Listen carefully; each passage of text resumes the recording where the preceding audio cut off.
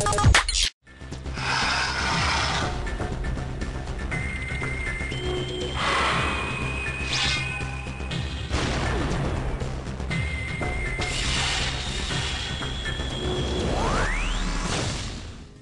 everyone, this is Craig Harris of IGN's Nintendo DS channel, taking a break from deathmatching to bring you the final word on Metroid Prime Hunters for the Nintendo DS.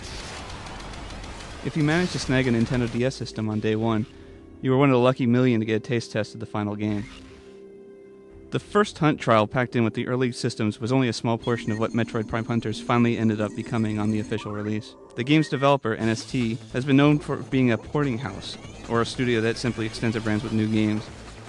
For example, the team's 1080 Snowboarding Avalanche and Wave Race Blue Storm were continuations of Nintendo 64 games, and their first Nintendo DS game was Ridge Racer DS, just an enhanced conversion of their N64 Ridge Racer game. Metroid Prime Hunters continues the team's legacy of riding on the backs of giants, since the game takes the Retro Studios GameCube franchise and builds upon it in an original portable product. But Metroid Prime Hunters could be the team's most ambitious product yet, and they've really pulled off something incredibly special on the Nintendo DS. Metroid Prime Hunters is the first-person shooter on the Nintendo DS to really get it right. Others have tried and failed, but NST really nailed the look, feel, and play of a first-person shooter for the handheld, putting it on a level of a PC design thanks to the Nintendo DS system's touchscreen control. With the touch panel, players have tight precision movements that mimic the mouse-keyboard control of a PC shooter.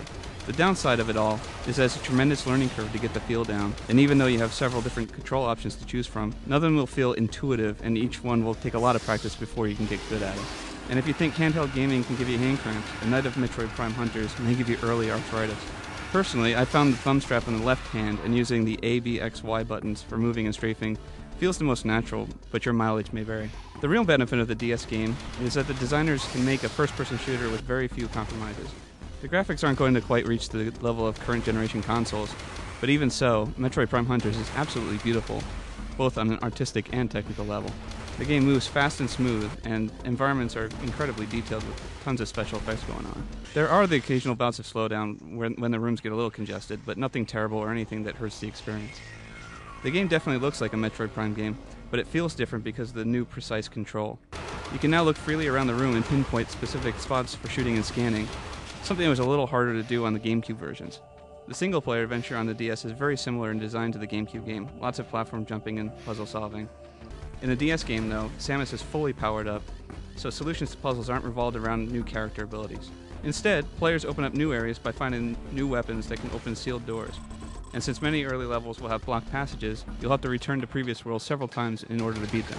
And because this is a Metroid game, there are plenty of areas that you'll have to roll up into a morph ball and zoom around the environments to reach other parts of the map. I'm actually very surprised at how deep and fun the single-player adventure is, as it will take more than a dozen hours to get through to the end, but that's really only half the game. The rest of the experience comes in the form of deathmatch competitions for as many as 4 players. The game supports local wireless play, but where the game really shines is in the support for Nintendo's Wi-Fi connection service.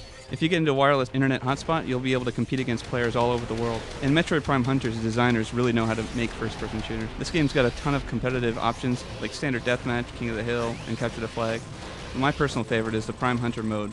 In Prime Hunter mode, the person with the first kill becomes what's known as the Prime Hunter. The idea is to stay the Prime Hunter for as long as you can, but your health is constantly depleting and it can only be recharged if you actually kill a player. If someone kills you, though, that player becomes the Prime Hunter. There's a lot of variety in the multiplayer because there are several different bounty hunters to choose from, and they all have their standard forms and their alternate roll-around mode like Samus does with their morph ball. Each player has its own pros and cons, of course, and the only way to learn them is to play as them and find the character best suited for your own style.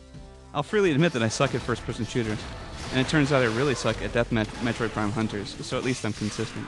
Nintendo's Wi-Fi service has been pretty basic as of late, and while Metroid Prime Hunters is still limited to having friends code to play with people you know, the designers really push a lot of online features to make the internet experience as deep as possible.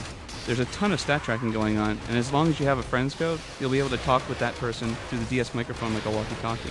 It's the first DS game to support voice chat, and hopefully that's not the last. I'm definitely surprised at how well Metroid Prime Hunters came out on the DS and how fun it really is. The game does have a sharp learning curve, and it lacks the pick-up-and-play style for the casual gamer, but don't let that intimidate you because this is one of the deepest and easily one of the most impressive DS games out there. I go by Cranky IGN on the servers, so I'll see you online as cannon fodder.